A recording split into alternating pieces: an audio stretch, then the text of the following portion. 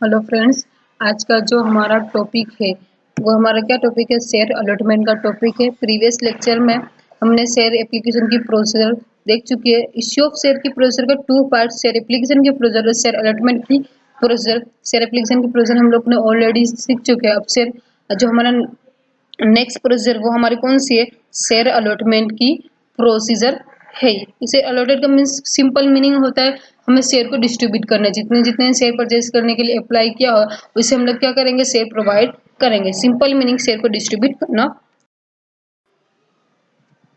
Procedure of share allotment.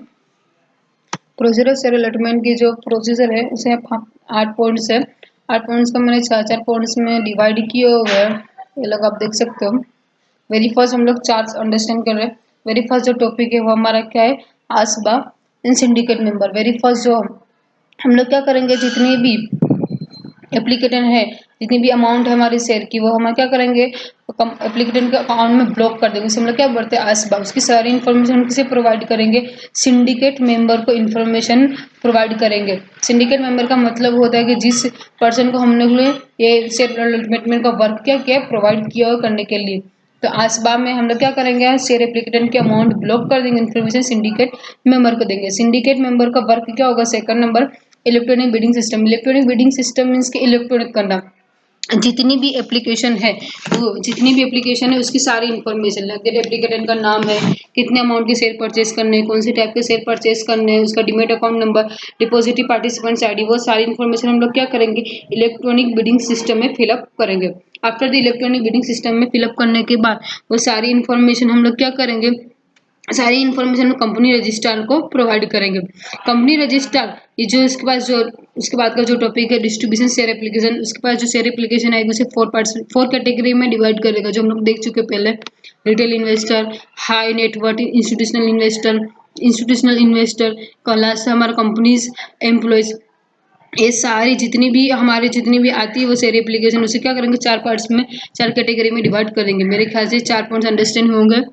पहले application को क्या करेंगे, हम ब्लॉक कर देंगे। उसकी इन्फॉर्मेशन किसे देंगे, सिंडिकेट मेंबर को देंगे। सिंडिकेट मेंबर क्या करेगा, वह सारी इन्फॉर्मेशन को इलेक्ट्रॉनिक बिडिंग सिस्टम में फिलअप करेगा।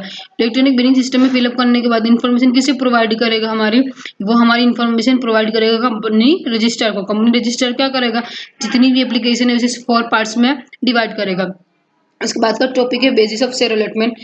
शेयर एप्लीकेशन को 4 पार्ट्स में कैटेगरी में डिवाइड करने के बाद शेयर को अलॉटेट किया जाएगा। कौन से बेस पर शेयर को अलॉटेट किया जाए, ये सारी डिसीजन कौन लेगा, बोर्ड ऑफ डायरेक्टर्स है, कंपनी सेक्रेटरी है, सिंडिकेट मेंबर है, सारे डिसीजन लेंगे किसको कितने शेयर प्रोवाइड किए जाए। बेसिस ऑफ शेयर अलॉटमेंट, किसको कितने शेयर प्रोवाइड करने हैं, वो डिसीजन लेने के बाद हम शेयर क्या करेंगे, अलॉटेड कर देंगे, शेयर अलॉटमेंट कर देंगे, डिस्ट्रीब्यूट कर देंगे। Share allotment, distribution of share allotment. Distribution of share allotment करने के बाद हम लोगों ने किसको किसको शेयर प्रोवाइड की, उसकी information share market, depository participants ID और सेबी को क्या करेंगे, हम इन्फॉर्मेशन प्रोवाइड करेंगे। इन्फॉर्मेशन 3% को शेयर मार्केट को, डिपॉजिटरी पार्टिसिपेंट्स आईडी और सेबी को प्रोवाइड करेंगे। Depository participants, last topic, information through SMS in email. Depository participants क्या करेगा, हमारे डीमेट अकाउंट में शेयर क्रेडिट करेगा और हमारा अकाउंट में से कंपनी के एस्क्रो अकाउंट में क्या करेगा, मनी ट्रांसफर करेगा। और ये जो इन्फॉर्मेशन है वो किसके थ्रू प्रोवाइड की जाएगी, एसएमएस एंड ईमेल के थ्रू हमारी इन्फॉर्मेशन प्रोवाइड किए करेगा हमें। इसलिए ये हमारी हुई शेयर अलॉटमेंट की प्रोसीजर। 8 पॉइंट्स है, एकदम इजी पॉइंट्स में 4-4 पॉइंट्स में डिवाइड करोगे तो इजीली याद रहेगा। हमारा जो नेक्स्ट पॉइंट है वो हमारा legal restriction provision related to share allotment. कोई भी कंपनी जब शेयर अलॉटेड करेगी तो उसे कौन कौन से लीगल प्रोविजन फॉलो करने पड़ेंगे। देखो, जब आप बुक्स में देखोगे लीगल प्रोविजन के पॉइंट्स आप लोगों को थोड़े ऊपर नीचे दिखेंगे। ये जो मैंने पॉइंट्स बनाए एक दूसरे के रिलेटेड है, आप जिससे आप क्या अगर इजीली लर्न कर सके। 1 लाइन में दिए हुए एकदम इजी है। Very first, note issue share discount. हमारा जो टॉपिक है, कोई भी कंपनी को जब शेयर अलॉटेड करने तो वो शेयर अलॉटेड किस तरह करेगी, उसे शेयर डिस्काउंट में इश्यू नहीं करे होने चाहिए। उसे क्या तो वो पार्ट से इश्यू कर सकती है या तो हमारे प्रीमियम से इश्यू करती है, लेकिन शेयर डिस्काउंट से इश्यू किए तो वो शेयर अलॉटेड नहीं कर पाएगी। सेकंड पॉइंट है एप्लीकेशन थ्रू आसबा। अब जितने भी शेयर अलॉटेड कर रहे हैं वो किसके थ्रू होने चाहिए, आसबा के प्रोसीजर के थ्रू होने ही चाहिए।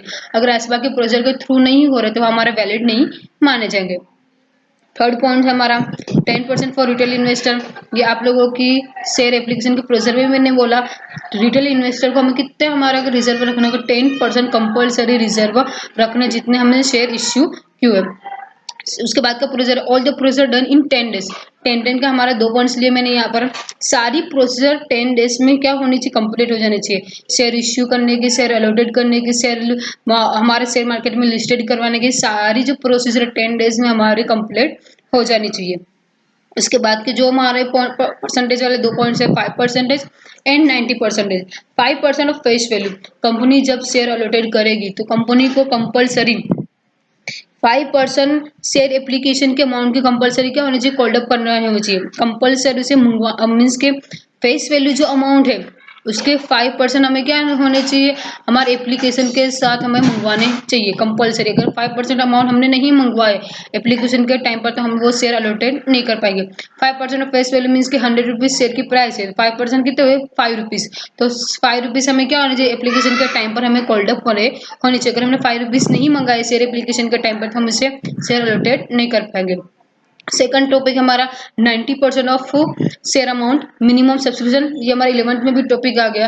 अगर हमें जितने शेयर इश्यू किए उसके 90% अमाउंट नहीं मिल रही है, अगर हमने अंडरराइटिंग कॉन्ट्रैक्ट नहीं किया हुआ है और हमें 90% अमाउंट नहीं मिल रही है तो हम क्या करेंगे, शेयर उसे अलॉटेड नहीं कर पाएंगे, जिसे मिनिमम सब्सक्रिप्शन बोलते हैं। पहले एकदम इजी पॉइंट्स है, note issue share discount, discount से शेयर इश्यू नहीं होने चाहिए। एप्लीकेशन किसके थ्रू होनी चाहिए, आसबा के थ्रू होनी चाहिए। रिटेल इन्वेस्टर के लिए हमें पता है 10% में रखना है। सारी पोजर कितने दिन में होनी चाहिए, 10 डेज में कंपलसरी हो जानी चाहिए। 5% और 90% का 2 टॉपिक। 5% फेस वैल्यू की अमाउंट हमें क्या होनी चाहिए, हमें मंगवानी चाहिए कंपलसरी, किसके साथ, शेयर एप्लीकेशन के अमाउंट के साथ। अब फिर बाद में हमारा जो टॉपिक है मिनिमम सब्सक्रिप्शन, 90% हमारे अमाउंट मिलेगी। 10 लाख शेयर इश्यू किए उसके 90% हमारी हुई 9 लाख रुपीज अमाउंट मिलनी चाहिए, नहीं हुई तो हमें शेयर अलॉटेड करेंगे। उसके बाद के लीगल प्रोविजन ये है, थोड़े एक दूसरे के साथ रिलेटेड ही है, जिसके कंपलसरी जो शेयर परचेज करने के लिए अप्लाई कर रहा है एप्लीकेशन, उसके डीमेट अकाउंट होना कंपलसरी है। अगर उसके पास डीमेट अकाउंट नहीं तो हम उसे शेयर अलॉटेड नहीं करेंगे। फिर उसके बाद का टॉपिक है एग्रीमेंट विद डिपॉजिटरी पार्टिसिपेंट्स। हम लोग ने जो शेयर अलॉटेड करने हैं वो शेयर की एग्रीमेंट क्या होना चाहिए, डिपॉजिटरी पार्टिसिपेंट्स मींस के एनएसडीएल सीडीएसएल के साथ हमारा एग्रीमेंट होना चाहिए कि कंपनी क्या करे, इस टाइप के शेयर इश्यू करने वाली और आपको क्या करने पड़ेंगे, शेयर तो एप्लीकेंट के अकाउंट में क्रेडिट करने पड़ेंगे। तो एग्रीमेंट हमारे डिपॉजिटरी पार्टिसिपेंट्स के साथ होना चाहिए। और एग्रीमेंट हमारे शेयर मार्केट्स के साथ भी होना चाहिए। जो शेयर अलॉटेड कर रहे हैं उसका लिस्टिंग करवाना कंपलसरी। शेयर लिस्टिंग नहीं करवाओगे तो हमारे क्या माने जाएंगे, वो शेयर हमारे इरेगुलर माने जाएंगे। आप उससे, मैंने कितनी बार भी बोला, जितने भी शेयर अलॉटेड कर उसे कंपलसरी शेयर मार्केट में लिस्टिंग करवाओ, नहीं करवाए तो शेयर मार्केट में लिस्टिंग तो उसे हम लोग परचेज और सेल नहीं कर पाएंगे। सर बात का topic effect of minimum subscription. Minimum subscription का मतलब क्या होता है, यहाँ पर मैंने पहले भी समझा दिया। अगर कंपनी को 90% अमाउंट नहीं मिल रही तो इसकी इफेक्ट क्या होगी। फॉर एग्जांपल कंपनी 90% अमाउंट नहीं मिली तो आपको अब क्या करेगी, शेयर एप्लीकेशन के अमाउंट क्या करेगी, रिटर्न कर देगी। कितने दिन में करेगी, ये सारी उसकी क्या क्या इफेक्ट राइज होगी, वो हमें क्या करना चाहिए, हमारे शेयर अलॉटमेंट के टाइम लीगल प्रोविजन में हमें फॉलो करना चाहिए। लास्ट पॉइंट है हमारा लॉकिंग पीरियड। लॉकिंग पीरियड का मतलब क्या होगा, ये हमारा 1 सेंटेंस में पूछ लेते कितनी बार, ये लॉकिंग पीरियड का मतलब क्या होता है, या फिर एमसीक्यू में भी पूछ सकते हैं। अगर when any promoters purchase the share of company, अगर कंपनी का कोई प्रमोटर्स क्या कर रहा है, कंपनी के शेयर परचेज कर रहा है, तो वो पर्टिकुलर टाइम तक जो सेबी ने टाइम बनाया है उतने टाइम तक वो क्या कर पाएगा, उस कंपनी के शेयर सेल नहीं कर पाएगा। उतने दिन तक उसके अमाउंट क्या हो जाएगा, वो उतने पीरियड में सेबी ने जितना टाइम दिया है वो पीरियड तक वो अपने शेयर क्या है वो सेल नहीं कर पाएगा। वो पीरियड क्या हो जाएगा, लॉक हो जाएगा। इसीलिए हम लोग इसे क्या बताए, लॉकिंग पीरियड। एकदम सिंपल, अगर कोई प्रमोटर्स कंपनी के शेयर परचेज कर रहा है उसकी वो जो शेयर कितने दिन तक सेल नहीं कर पाएगा, सेबी के रूल्स के अकॉर्डिंग पर्टिकुलर पीरियड तक वो अपने शेयर सेल नहीं कर पाएगा। इसलिए हम लोग इसे क्या बोलेंगे, लॉकिंग पीरियड बोलेंगे। मेरे ख्याल से यहाँ पर सब लोगों को क्लियर हुआ होगा। लीगल प्रोविजन एकदम इजी पॉइंट्स है, एक दूसरे के साथ वन लाइन में दिए हुए एक दूसरे के साथ रिलेटेड याद रखोगे तो इजीली याद रह जाएंगे। 2 तो 10 डेज के ही है। के बाद में 2 पॉइंट्स हमारे आप लोगों के एक 5% का, एक 90% का है, एक डीमेट अकाउंट का टॉप पॉइंट है और एक हमारा डिपॉजिट पार्टिसिपेंट्स का पॉइंट है। ये दोनों भी एक दूसरे के साथ रिलेटेड है। और लास्ट हमारा locking period, promoter share purchase करे तो पर्टिकुलर टाइम तक वो अपने शेयर सेल नहीं कर पाएंगे। बस क्लियर, यहाँ तक मेरे ख्याल से यहाँ तक क्लियर हो गया होगा सब।